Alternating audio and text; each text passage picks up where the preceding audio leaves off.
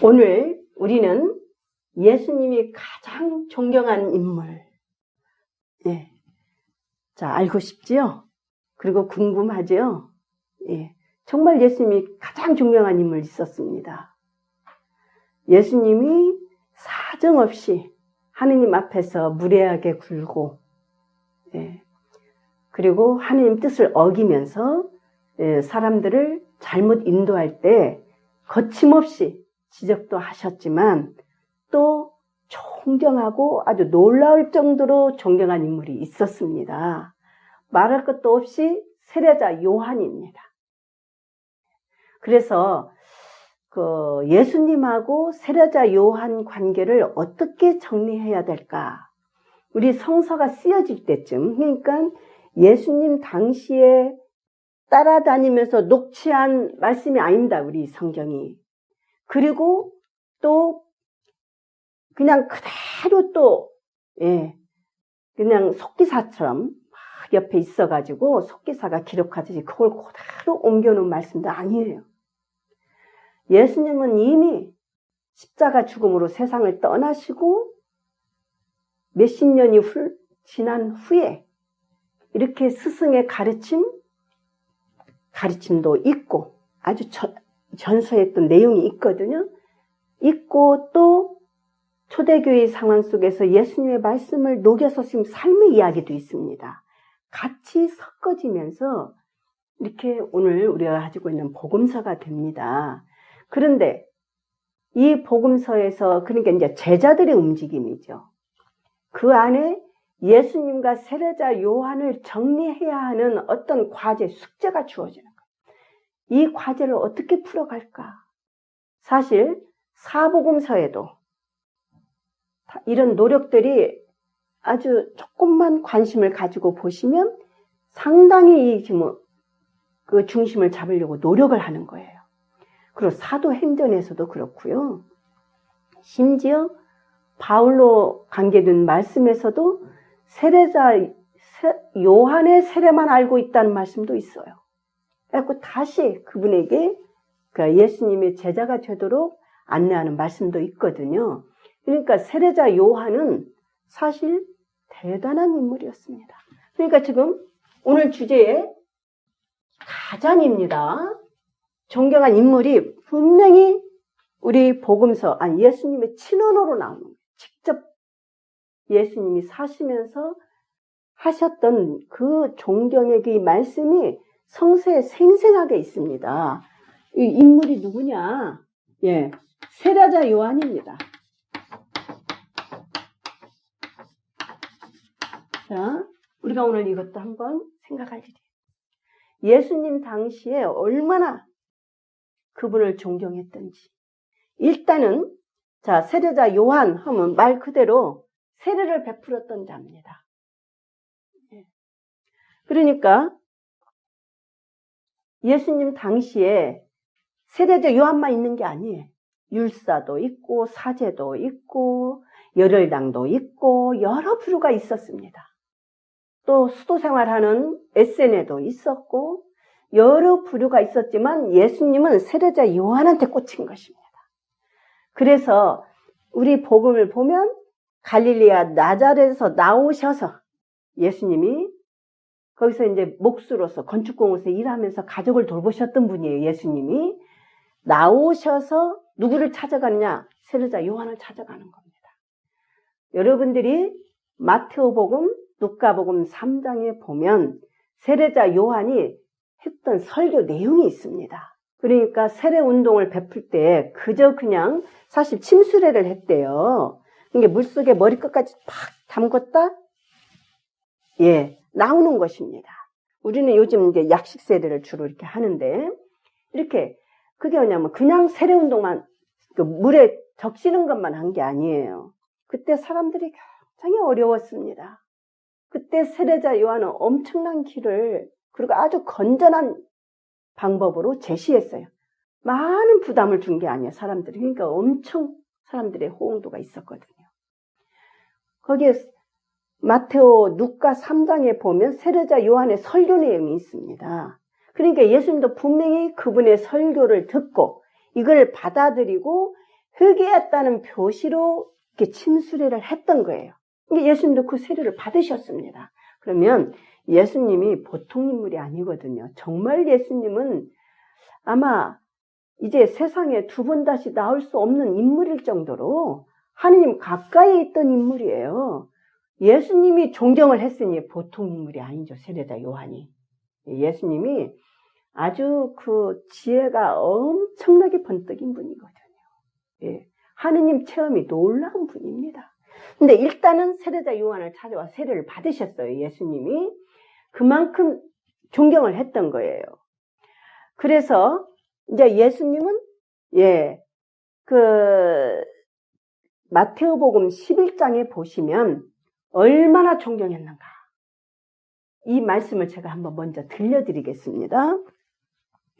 이제 세례자 요한이 예수님이 얼만큼 이 말씀 하나하나가 아주 심지 굳어요. 저는 이 말씀을 들을 때마다. 예. 군중에게 뭐라고 말하냐면 예수님이 너희는 무엇을 구경하러 광야에 나갔더냐? 바람에 흔들리는 갈대냐? 아니라면 무엇을 보러 나갔더냐? 그러니까 이거 뭐냐면 아주 세례자 요한을 주고 지금 하는 말씀이에요. 아주 이렇게 갈 때는 이리 흔들 저리 흔들 하는 상징이잖아요. 그런데 되묻는 것입니다. 세례자 요한은 아주 올곧게 살았다. 흔들림 없이 아주 심지가 굳은 인물이다. 그러면서 지금 세례자 요한을 높이는 말씀이죠. 이 말씀도 역으로 하기 때문에 강조점이 더 큰 거죠. 그 다음에는 뭐라고 하냐면 고운 옷을 입은 사람이냐 고운 옷을 걸친 자들은 왕궁에 있다. 이게 뭐냐면 세례자 요한은 아주 검소하게 사셨습니다. 심지어 금욕에 가까울 정도로 검소하게 사셨어요. 보면 마르코복음 1장에 거기 또 보면 어떻게 합니까? 그냥 광야에서 나는 아주 들꿀, 그 다음에 거기에 있던 메뚜기, 그렇게 검소하게 사셨거든요. 옷차림도 그렇습니다. 그래서 그렇게 자기를 사치하거나 막 화려하게 꾸민 사람은 왕궁에 있지 세례자 요한은 정반대다는 거예요. 그러니까 여기도 반대로 또 세례자 요한을 높인 거죠. 이 정도가 아닙니다. 여기까지만 해도 그런 대로 이제 더 높입니다. 이제 본격적으로 뭐라고 하냐면 아니라면 무엇을 보러 갔더냐? 진짜를 보라 이거예요. 이것만 봐도 놀라운 거예요. 사실 이 삶 쉽지 않아요. 그런데 이제는 더 본격적으로 말하려고 합니다. 예언자냐? 그렇다.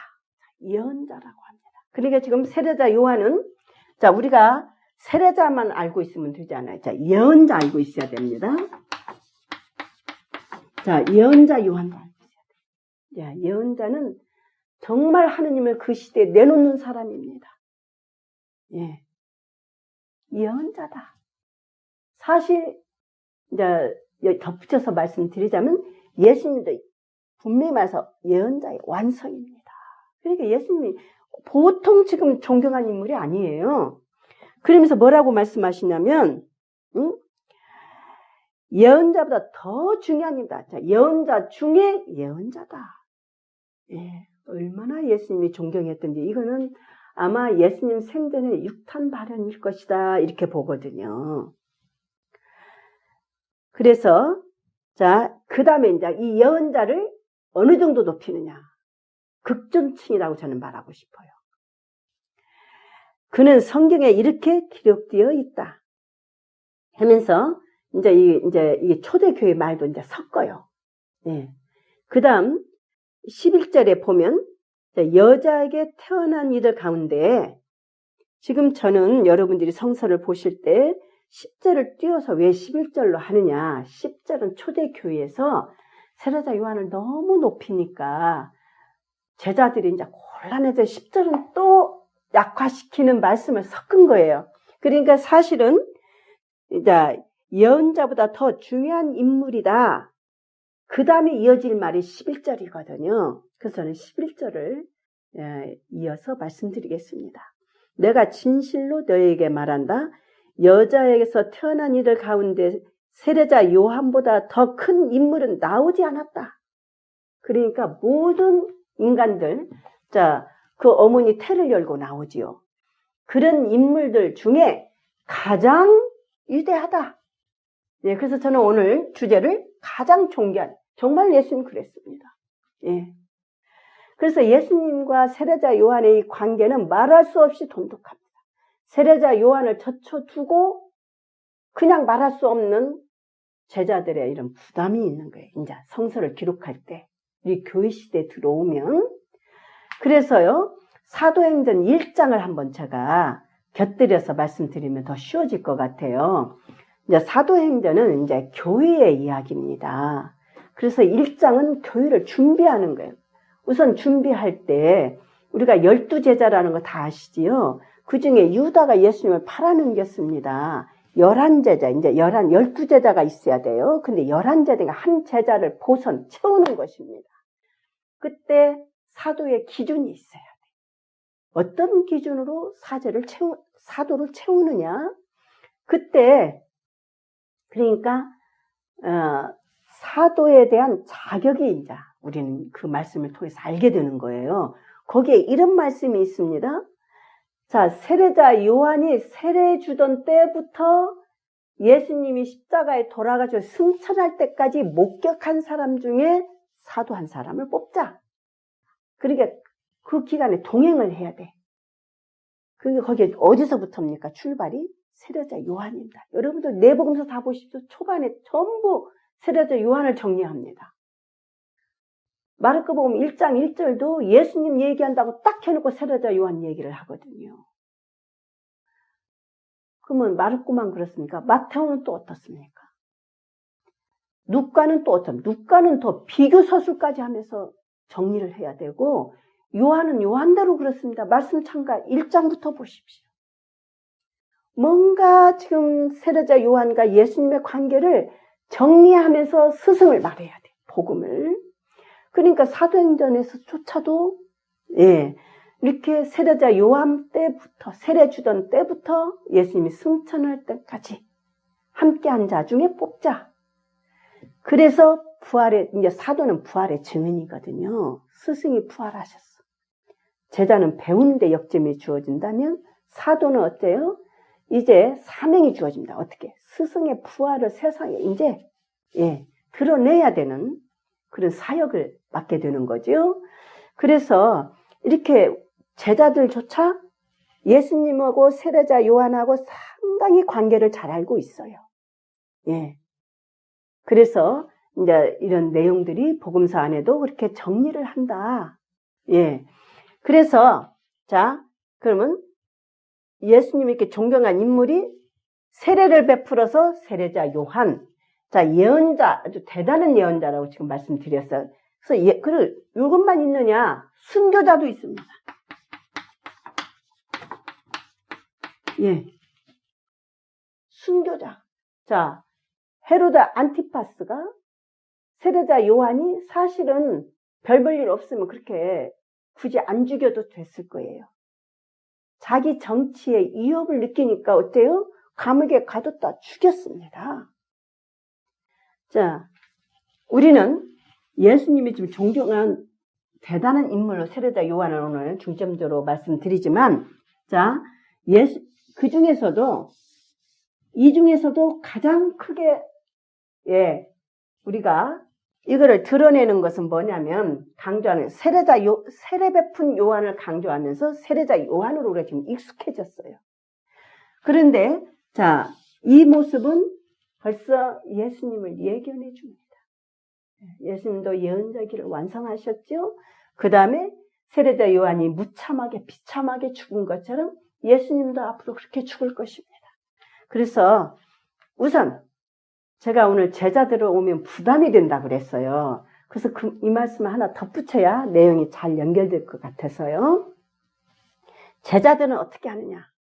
세례자 요한을 예수님 앞에 놓습니다. 자, 위에 놓는 것이 아닙니다. 위하고 앞하고 다르죠. 앞에 놓고 예수님 밑에 놓는다. 이렇게 하면서 복음서들은 정리를 합니다.